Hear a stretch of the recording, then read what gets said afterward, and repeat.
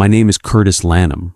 I'm a park ranger at Halverson Ridge National Forest on the western slope, and I've been there going on 11 years now. Before that, I worked 4 years at a smaller state park down in Oregon, mostly campground patrol and trail maintenance. I tell you all that so you understand I'm not somebody who walked into this job last week and got spooked. I've spent close to 15 years in green uniforms, signing for radios and writing incident reports and pulling people out of creeks. I know what the work looks like. I know what it's supposed to look like. And I'm telling you that at Halverson Ridge, it doesn't look like that. The yellow warning signs at every trailhead, the laminated maps in the kiosks, the brochures stacked by the visitor center door. None of those things mean what the public thinks they mean. The tourists read them and they think the signs are about bears, or about flash floods, or about the cold snaps that come down off the ridge in late September. They aren't. The signs are doing something else entirely, and they have been since before I was hired, and I am one of the people who keeps them up. I want to be careful about how I say this, because I'm not trying to be dramatic. I've read the kind of stories people tell about jobs like mine, and most of them are exaggerated, and most of the rangers in those stories don't sound like real rangers. They sound like actors. I'm trying to just tell you what I noticed, in the order I noticed it, and let you make your own decisions about what's true. I'm not going to tell you there's a monster. I don't know if there is. I know what we route, and I know what we keep away from people, and I know what happens to the people who walk past the signs without reading them. The rest is your call. I transferred to Halverson in the late summer 11 years ago. The position came up through internal posting, and I'd been looking for a bigger park for a while. The pay grade was higher, the housing was better, and the supervisor at the time, a woman named Pat Rule, had a reputation as a fair boss who didn't micromanage.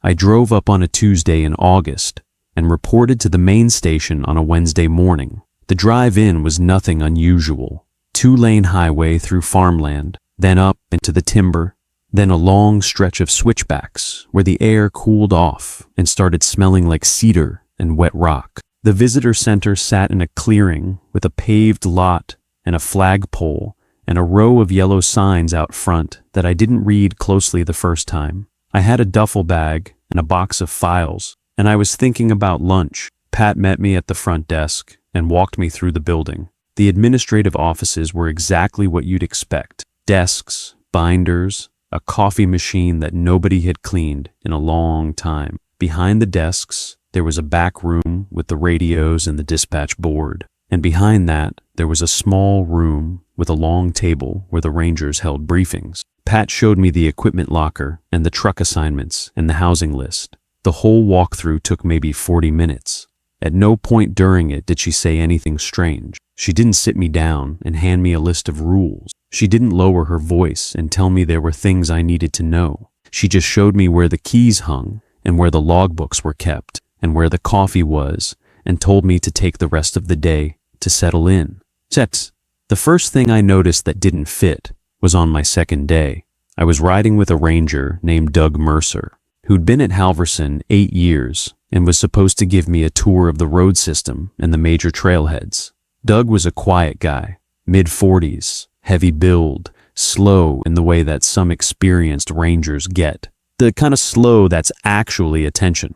We drove the loop road in his truck, and he pointed out the campgrounds and the picnic areas and the access roads and gave me the radio call signs for each section. Standard stuff. Then we stopped at a trailhead called Beaver Pond, which was one of the smaller ones on the south side of the park. There was a gravel pull-off with maybe 6 parking spots, a wooden kiosk with a map under plexiglass, and the standard yellow sign at the start of the trail. The sign read, "Warning, active bear area. Do not hike between dusk and dawn. Stay on marked trails. Report sightings to ranger station." Underneath that, in smaller print, there was a line of text I had not seen before at any park I'd worked at. It read, "Hikers are required to log entry and exit times in the trailhead register. Failure to log out within 24 hours will trigger a search." I'd never seen the word trigger used on a public-facing sign. Most parks I'd worked at said something like, "may result in a search," or "is recommended for safety." Trigger was an internal word. It was the kind of word you'd see in a dispatcher's manual, not on a kiosk. I asked Doug about it. He looked at the sign for a long second, and then he said, "Yeah, we're firm about the register here." That was all he said. He didn't elaborate. He turned around and walked back to the truck, and we drove to the next trailhead. I noted it, but I didn't push. New jobs come with idiosyncrasies. I figured the language was a holdover from some old supervisor. The second thing I noticed was the sign rotation. About 3 weeks in, I was driving the loop road on my own one afternoon, on the way back from a stalled vehicle call. I passed the Beaver Pond trailhead and saw a maintenance truck parked at the kiosk and a ranger I didn't recognize on a small ladder, replacing the yellow sign. I thought nothing of it. Signs get weathered. Signs get vandalized. I waved as I passed, and the ranger waved back. But 2 days later, I drove past the same trailhead, and the sign had been replaced again. Same ladder, different ranger. I slowed down that time. I noticed that the yellow looked the same as before, and the wording about bears looked the same, but the small print at the bottom had been changed. The new small print didn't say anything about logging entry and exit. It said, "Trail closed beyond mile 2.3 due to unstable footing. Do not proceed past closure markers." I'd hiked Beaver Pond myself the previous weekend. There was no closure beyond mile 2.3. The trail ran clean to the lake, and the footing was fine. I parked the truck and got out and read the sign twice to make sure I wasn't misreading it. I wasn't. The sign was telling people not to go to the lake. When I got back to the station, I asked Doug about it in the break room. I tried to make it casual. I said something like, "Did we close Beaver Pond past 2.3? I was up there last weekend and it looked fine." Doug was eating a sandwich and he didn't stop eating. He said, "It opens and closes. Pat handles the schedule."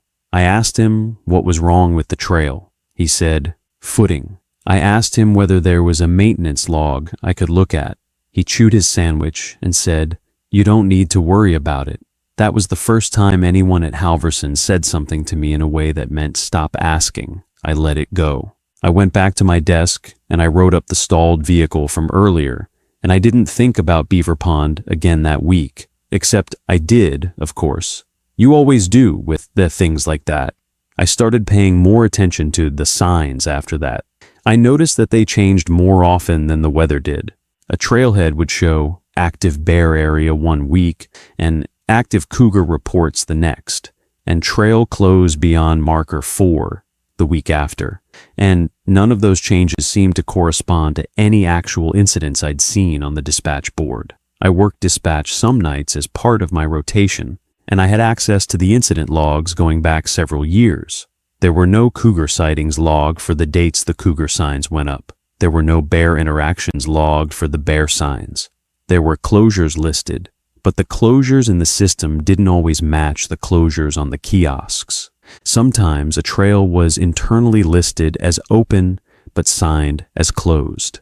Sometimes the reverse, though that was rarer. I spent a long time deciding whether what I was seeing was actually a pattern, or whether I was a new ranger getting paranoid in the way new rangers sometimes do. There's a thing that happens when you transfer to a bigger park. You expect everything to be more sophisticated, and when it isn't, when it's just the same kind of small operation scaled up, you start looking for hidden complexity that isn't there. I was aware of that bias. I tried to control for it, and I made a small notebook. I drove the loop road on my off days, and I wrote down what each sign said, and the date, and the trailhead.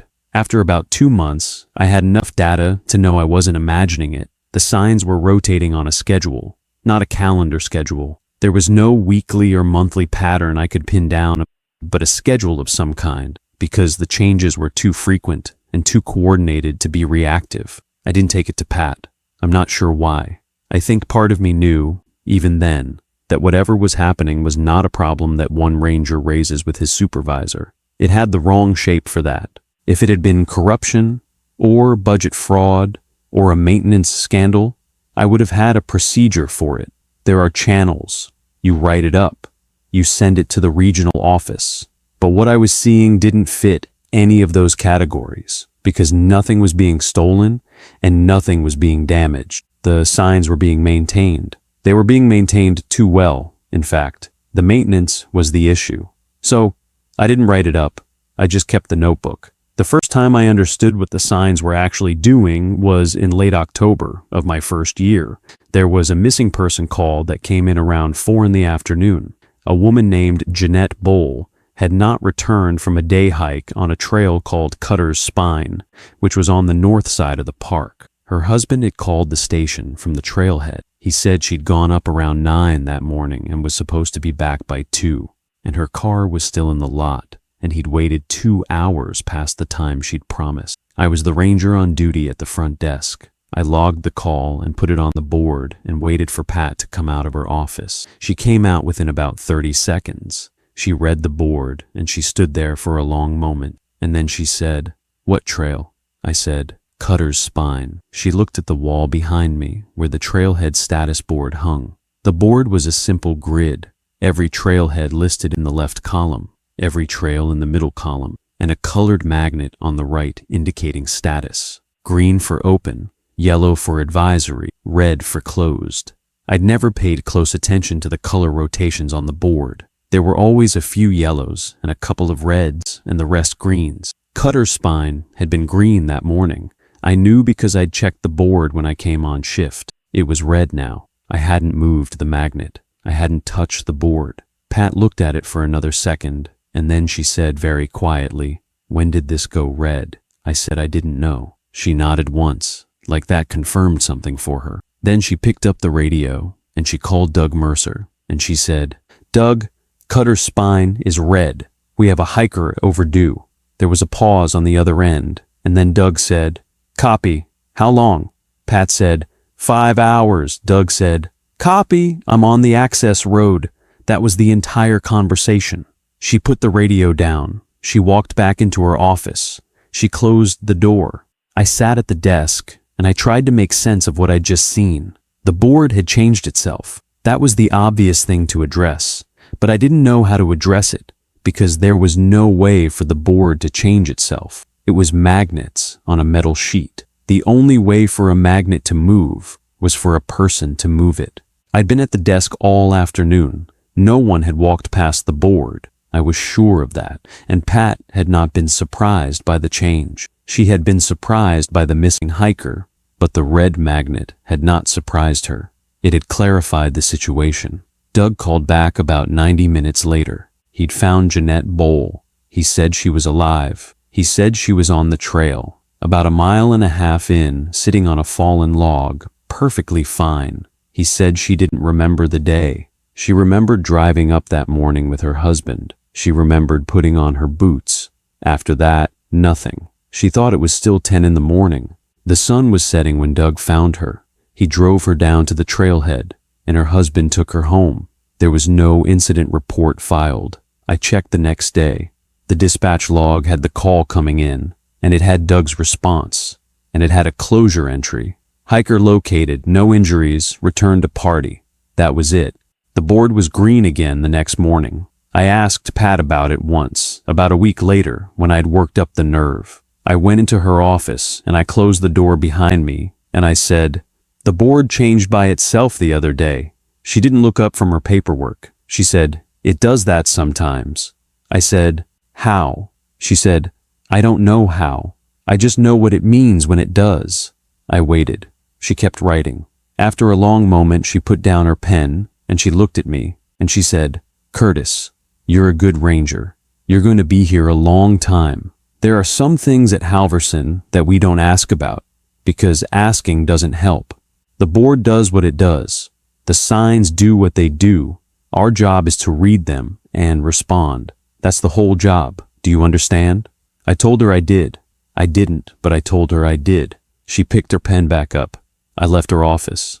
I want to tell you about the first time I actually saw the signs work. It was in my second year, late spring. A class of 4th graders from a school district about an hour south came up for a field trip. 23 kids, 3 teachers, 2 parent chaperones. They had a permit for the easy interpretive loop at the visitor center, the one that runs about 1/2 mile through old growth and ends back at the parking lot. I was assigned to lead the walk. It was a normal assignment. Every ranger took educational groups in rotation, and this was my month. The group arrived around 10 in the morning, and I met them at the kiosk and gave the standard talk about staying with the group and not picking up anything off the ground and what to do if they saw an animal. Standard stuff. The kids were excited. The teachers were tired. The parent chaperones were on their phones. About halfway through the loop, one of the kids, a boy of maybe 9, started crying. Not loud, just quiet, steady crying, the kind kids do when something is wrong but they don't want anyone to notice. One of the teachers walked back to him and asked what was wrong, and he pointed off the trail into the trees. And he said there was a man there. The teacher looked. I looked. There was no one there. The teacher told him there was nothing there, and to keep walking. He kept crying. He pointed again. He said the man was waving at him. He asked if he could go say hi. I want you to understand something about that moment. The trees off the interpretive loop are not dense. The forest there is mature Douglas fir and western hemlock, and the understory is mostly sword fern and sorrel, and you can see a long way through it, maybe 200 feet, maybe more, depending on the light. There was no one within 200 feet of us. I was certain. I'd been scanning the trees the whole walk, the way you do, the way it's habit by then. There was no one. The boy kept pointing. I stepped off the trail. I walked maybe 10 feet into the trees, in the direction he was pointing, and I crouched down and I pretended to look. I wasn't really looking because there was nothing to look at. I was buying time. I had a feeling, and I didn't know what to do with the feeling, but I knew that in the moment I needed the boy to stop pointing and the group to keep moving. I stood back up and I said, loudly enough for the kids to hear, "There's nothing there, buddy. Sometimes the trees play tricks on us when the light is funny. Let's keep going. We're almost at the end." The teacher gave me a grateful look and pulled the boy back to the group. He kept looking over his shoulder for the rest of the walk. When we got back to the parking lot and the bus had pulled out and the kids were gone, I walked back into the visitor center. Doug was at the front desk. I told him what had happened, and I asked him what we should do about it. He listened the whole way through without interrupting. When I finished, he said, "Did you make eye contact with it?" I said, "There wasn't anything there." He said, "Did the kid make eye contact with it?" I said, "I don't know. Probably." He was looking right at it. Doug nodded slowly. He picked up the phone and he dialed an extension that I didn't recognize. He said, "We had a wave on the interpretive loop, group of 4th graders. One kid responded. Ranger talked him down. Group is gone." He listened for a second. He said, "Yeah, Curtis was the lead." Another pause. He said, "Copy." He hung up. He turned to me and he said, "Sign goes up tomorrow. Don't worry about it. The kid will be fine." I said, "Doug, what was that?" He said, "Curtis, you're a good ranger. You can keep being a good ranger, or you can keep asking questions. You can't do both." Away, I went home that night to my apartment in the staff housing, and I sat at the kitchen table and I drank a beer I didn't want, and I thought about the boy. I thought about what Doug had said. The next morning I drove past the interpretive loop kiosk on my way to a different assignment, and I slowed down and I read the sign. It had been changed overnight. The yellow sign now read, in addition to the standard bear and weather warnings, "Children under 12 must remain within arm's reach of a parent or guardian at all times. Do not respond to or approach individuals off trail. Report any sightings to a ranger." I thought about the wording for a long time. Do not respond to or approach individuals off trail. That wasn't a sentence about strangers. That wasn't a sentence about predators of the human kind, though it could be read that way, and I'm sure most parents read it that way. That sentence was a behavioral instruction. It was telling parents how to manage their children's responses to a thing that the park already knew was there. The sign was not a warning. The sign was a routing system. It was telling people what to do and what not to do in a calm and bureaucratic voice, so that the thing in the trees would not get what it was waving for. I started reading the signs differently after that. I started reading them the way you'd read a manual, and once I started reading them that way, I couldn't stop seeing it.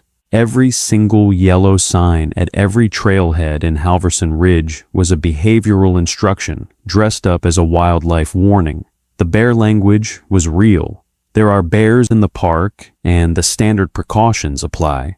But the bear language was the surface layer. Underneath it, in the small print, in the sentences about logging in and out, and not approaching individuals off trail, and staying within sight of vehicles after sunset, the signs were telling the public how to move through the park in a way that did not interact with whatever else was in there. The signs at the campgrounds told people not to leave food out, which made sense for bears, but they also told people not to leave shoes outside of tents, which did not. The signs at the river access points told people about water levels and undertow, which made sense for safety, but they also told people not to swim alone after dusk and not to enter the water if they saw unusual reflections, which was a phrase I had never seen on a sign in my life. The signs at the picnic areas told people to clean up after themselves and to use the bear-proof trash containers, which was standard, but they also told people not to leave the picnic area while singing, which was so specific and so strange that I read it 3 times before I accepted that it was actually printed there. Do not leave the picnic area while singing. I asked Doug about that one. He said, "It listens for tones. Just don't sing." That was all he said. You can probably guess what happened next. The longer I worked there, the more I started to do the routing myself, not consciously at first.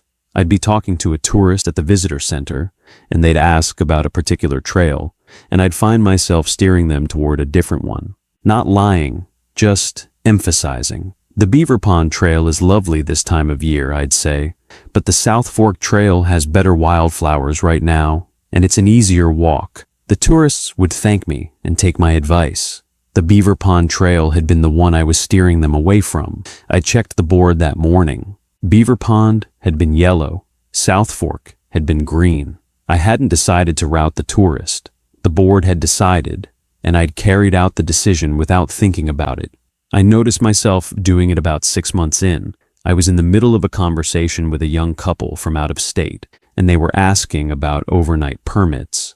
And I heard myself recommending a campsite I knew was good, but that I also knew the board had marked as preferred for that night. The word preferred was not on the board. The board only had 3 colors. But somehow, in my head, I had started reading additional information into the colors. A green that was a true green versus a green that was a green for redirection. A yellow that meant advisory versus a yellow that meant push them somewhere else. I didn't know how I'd learned to read the board that way. No one had taught me.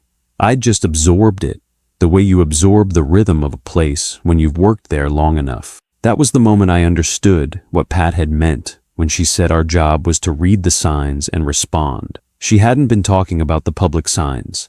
She'd been talking about all of it. The board, the kiosks, the small print, the trail closures, the maintenance schedule. The whole park was a sign, and the rangers were the readers, and the public was being moved through it the way water is moved through a series of locks, quietly, efficiently, without ever knowing the locks were there. I'm not going to tell you what's in the park. I'm going to tell you that in 11 years, I've seen things that I cannot account for. And I've also seen things that probably have ordinary explanations, and I've stopped trying to sort them into the right categories. There was a winter where the access road to the north entrance had to be closed for 63 days, longer than the snowpack required, and Pat would not say why. There was a summer where every sign at every trailhead in the park was changed in a single night, and the new signs all carried the same line of small print. Do not leave the marked path. Do not return to a campsite you have already left. Do not respond to your own name if it is called from the trees. That line stayed up for 11 days and then was replaced. I asked Doug near the end of those 11 days what we were dealing with. He said, "The same thing we always deal with. It's louder this month." There was a hiker in my 4th year, a man named Aaron Pell, who walked past a sign that said, "Trail closed beyond marker 4, and went up to the lake anyway." He was found 3 days later, sitting at the trailhead in his car with the engine running and the radio on. He did not remember the hike. He did not remember the 3 days. He was unharmed, except that he had lost about 11 pounds, and his hair had gone a noticeable amount of gray, and he could not, for the rest of the afternoon, remember his wife's name. He remembered it by the next morning. He remembered most things by the next morning. The things he never remembered, as far as I know, were the 3 days themselves, and the reason he had ignored the sign. His wife told me, when I drove him home, that he'd always been a man who read signs carefully. She said it was one of the things that had attracted her to him. She said he was not a man who took stupid risks. I told her sometimes the woods make people do things they wouldn't normally do. She thanked me for finding him. I drove back to the station that night, and I sat in the parking lot for a long time before I went in. I thought about Aaron Pell sitting in his car for 3 days with the radio on. I thought about whoever or whatever had let him walk back out. I thought about how the system at Halverson is not just signs. The signs are the visible part. The board is a little less visible, and underneath the board there is something else. Something that decides which trails are green and which are yellow and which are red on any given day, and I have never met anyone who claims to be the one who decides. Pat doesn't decide. Doug doesn't decide. The regional office certainly doesn't decide. The decisions get made and the colors change, and we read the colors and we route the public, and the public goes home with photos and good memories and a vague sense that they've had a real wilderness experience. Most of them have. Most of the time, the system works. That's the part I want to be honest about. I'm not telling you Halverson Ridge is a death trap. The vast majority of visitors come and go without incident. They follow the signs. The signs route them away from the things they don't need to see. They drive home and they tell their friends about the elk they saw at the South Fork Meadow and the way the light came through the trees on the interpretive loop. They post pictures. They plan to come back next year. The system protects them. I have spent 11 years helping the system protect them.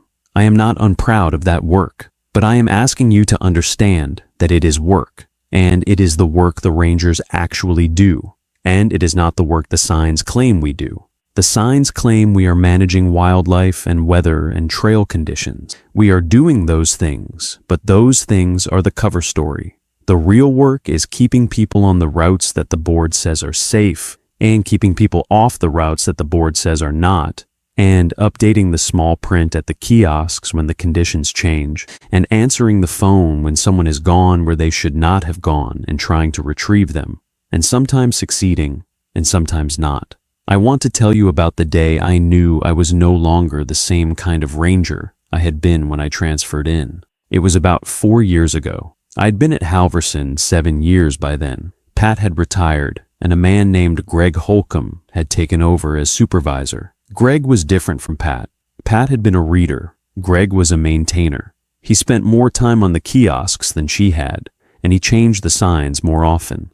And he had a key to a storage room in the back of the visitor center that I had not, in 7 years, ever seen open. About 2 months after Greg took over, he asked me to come in early one morning. The visitor center wasn't going to open for another 2 hours. He met me at the front door with a cup of coffee, and he led me to the back of the building, and he unlocked the storage room. Inside the storage room, there were stacks of yellow signs, hundreds of them. Pre-printed, laminated, dated on the back in pencil. Each sign was a complete trailhead warning, with the bare language at the top and the small print at the bottom, and the small print on each sign was different. I looked at the stacks for a long time. There were signs in there with sentences I had never seen at any trailhead. There were signs that told hikers not to count their party out loud. There were signs that told campers to leave one shoe outside the tent and one shoe inside. There were signs that told visitors to turn off their headlights before pulling into the parking lot at dusk, and to leave them off until they had locked their car doors. There were signs whose small print was just a list of first names, 20 or 30 names, with the instruction, "Do not call out to anyone bearing one of these names while in the park." There was a sign that said only, in plain block letters, "If you see a ranger you do not recognize, do not follow their instructions. Walk to the nearest trailhead and wait." Greg watched me read. He didn't rush me. When I'd looked at enough of them, he closed the door of the storage room, and he locked it again, and he led me back out to the front desk. And he said, "I'm going to need you to start handling the rotation on the south side. Doug's been doing it, and he's getting tired. I want you to take it over." He said it like he was assigning me to a new section of the loop road. I asked him how I'd know which sign to put up when. He said, "The board will tell you. You've been reading the board for years. You already know how." I said I didn't think I knew how. He said, "Curtis, you routed that couple from Idaho to the South Fork campsite last Tuesday. The board didn't tell you to. You felt it. That's how." He was right. I'd done that. I hadn't thought about it that way at the time. He gave me the keys to the storage room. He told me I'd be backing up Doug for a few weeks, and then I'd be running the rotation alone. I drove out that afternoon to the Beaver Pond trailhead with 2 yellow signs in the bed of the truck, and I unscrewed the old sign, and I put up a new one, and the new one had small print that said, "Trail not recommended for solo hikers after 4 p.m., and as I tightened the last screw, I knew I had crossed a line that I would not be crossing back. I have been doing the rotation on the south side for 4 years now. I am good at it. I know which signs to put up and when. I do not always know why a particular sign is needed on a particular day, but I know the feel of the day, and I know what the board says, and I know what the small print needs to say to match. I have, in those 4 years, never had a serious incident on a trail I was responsible for. I tell myself this is because I am doing the work correctly. I tell myself the signs are protecting people. I tell myself this is what protection actually looks like, not a man with a gun, but a sentence in small print at a trailhead, written in a tired, bureaucratic voice, telling a family not to sing on their way back to the car. I have a daughter now. She's 6. She was born 2 years after I started doing the rotation. My wife and I live in the staff housing on the east side of the park, and my daughter has grown up with the forest in her backyard. And she knows the names of the trails the way other kids know the names of streets. She knows that the Beaver Pond Trail is for mornings, and the South Fork Trail is for afternoons, and the interpretive loop is for any time, but you have to hold a grown-up's hand. She's never asked me why. Kids don't ask why about the rules of the place they live in. The rules are just the shape of the world. Sometimes, on my days off, my wife and I take her to the visitor center, and we let her read the signs. She's a good reader for her age. She sounds out the words carefully, the way kids do, and she asks me what some of them mean. She asked me once what "do not respond to your own name if it is called from the trees" meant. That sign was up for a few days last fall. I told her it was a joke. I told her it was an old ranger joke that we put up sometimes to make hikers smile. She looked at me for a long second, the way kids look at you when they know you're lying, but they've decided to let it go. Then she nodded, and she walked over to the next sign, and she started sounding out the words on it. I don't know what's going to happen when she's old enough to stop letting it go. I don't know what I'm going to tell her then. I think about it sometimes, when I'm out on the south side rotation, when I'm screwing a new sign into a kiosk in the rain. I think about whether I'm going to tell her the truth, or whether I'm going to tell her what Doug told me, which is that you can keep being a good ranger or you can keep asking questions, and you can't do both. I think about whether the version of me that drove up that switchback road 11 years ago with a duffel bag in the back seat would have made the same choices I've made if he'd known they were choices. I don't know. I've stopped pretending I know. The reason I'm telling you all this is not because I want you to do anything about it. There's nothing to do. The system at Halverson has been running for longer than anyone alive can remember. I've looked at the old sign archives. The earliest pre-printed signs in the storage room are dated 1937. The handwriting on the dates is in pencil, and the laminate is yellowed, and the small print on those old signs is in the same calm, bureaucratic voice as the small print on the signs I put up last week. Whatever this is, it predates me, and it predated Pat. And it predated whoever Pat learned it from. It will outlast me.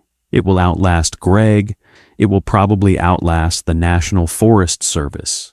The reason I'm telling you is that the next time you drive up to a trailhead at a national park and you get out of your car and you walk up to the kiosk to read the map, I want you to read the small print, not the bare language, the small print. Read it twice. Read it carefully. If it tells you to do something specific, something a little stranger than you'd expect, to log in and out, to stay within sight of your vehicle, to keep your children within arm's reach, not to call out, not to sing. I want you to do what it says.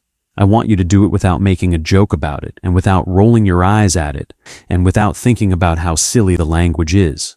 The language is the way it is for a reason. The reason is not bears. The reason is something the rangers will not tell you, because telling you is not part of the system, and the system is what is keeping you safe. Most parks are not Halverson. I want to be clear about that too. Most parks are exactly what they look like. Bears, weather, trails, tourists. Most signs mean what they say. I've worked at parks like that. They exist. But some parks are not like that, and the signs at those parks are doing more work than the signs at the ordinary parks. And you cannot tell which is which from the parking lot. You can only tell from the small print. So read the small print, that's all I'm asking. Read the small print and follow it, and don't ask why. I drove the south side rotation yesterday. I changed 3 signs. 2 of them I changed because the board had moved a magnet from green to yellow overnight, and the small print needed to be updated to reflect the new condition. The 3rd one I changed because I felt it. The board hadn't moved. I didn't have a written instruction. I just drove past the trailhead, and I knew the sign needed to come down, and I knew which sign needed to go up in its place, and I pulled over and I did the work. When I was done, I sat in the truck for a long time, and I looked at the new sign in the kiosk. The small print read, "Family groups are advised to remain on the lower loop today. The upper trail will reopen tomorrow." There was no reason on paper for the upper trail to be closed. There was no weather, no wildlife, no maintenance issue. The upper trail was perfectly fine. I had hiked it that morning. I had checked. I closed up the kiosk, and I drove back to the station, and I logged the rotation, and I went home for dinner. My daughter wanted to know if we could go on a hike that weekend. I told her yes. I told her we'd go on the lower loop. She asked why not the upper one. I told her the upper one was closed. She asked when it would open. I told her tomorrow. She nodded, and she went back to her drawing, and I sat down at the table with my wife, and I ate my dinner. And outside the window, behind the staff housing, the forest did what it always does in the evening, which is to settle into itself and breathe and wait. The signs would change again overnight. They always do. And I would drive out tomorrow, and I would read them, and I would respond. That's the job. That has always been the job. The tourists think the warning signs are for bears. They aren't. They never were. And the rangers who tell you they are doing exactly what the signs say they should be doing. I'll leave you with one more thing, because I think it matters. Last week, I was sorting through the storage room, getting an inventory ready for Greg, and I found a stack of signs at the very back that I had not seen before. They were older than the others. The laminate was different, heavier, almost like glass. The dates on the back, in pencil, went back to 1911. The bare language at the top was the same, but the small print on those old signs was a single sentence, repeated on every one of them, in the same calm, bureaucratic voice, in the same tired font. The sentence was, "If the signs are gone, leave the park immediately and do not return." I put the stack back where I found it. I locked the storage room. I haven't told Greg about it. I haven't told anyone about it until now. I'm not sure why I'm telling you. I think it's because I want at least one person outside the system to know that there is a version of the park where the signs are not there, and that the rangers at some point in the past made a decision about what to do if that version arrives. They made the decision, and they wrote it down, and they put it on a sign, and they laminated the sign in heavier laminate than any of the others. And they put the stack at the back of the storage room, and they kept it there for over 100 years in case it was ever needed. I hope it's never needed. I hope the signs stay up. I hope my daughter grows up and goes to college and gets a job somewhere far away from any forest. And I hope she never has to learn what the small print is for. I hope the same for you. I hope you read this and you go on with your life, and the next time you visit a national park, you read the small print and you follow it, and you have a wonderful trip, and you go home, and you forget about everything I just told you. But if you ever drive up to a trailhead, and you get out of your car, and you walk over to the kiosk, and the kiosk is empty, if the yellow sign is gone, and the laminated map is gone, and the small print is gone, Ahash, I want you to do what the oldest signs say to do. I want you to get back in your car. I want you to drive out. I want you to not return. That's all. That's the whole thing. That's what I wanted to tell you. There's another story I want to tell sometime about what happened the night the board went completely red. Every magnet, every trail, all at once, and what we did, and what we found in the morning. But that one's longer, and it's harder for me to talk about, and I think I've said enough for now.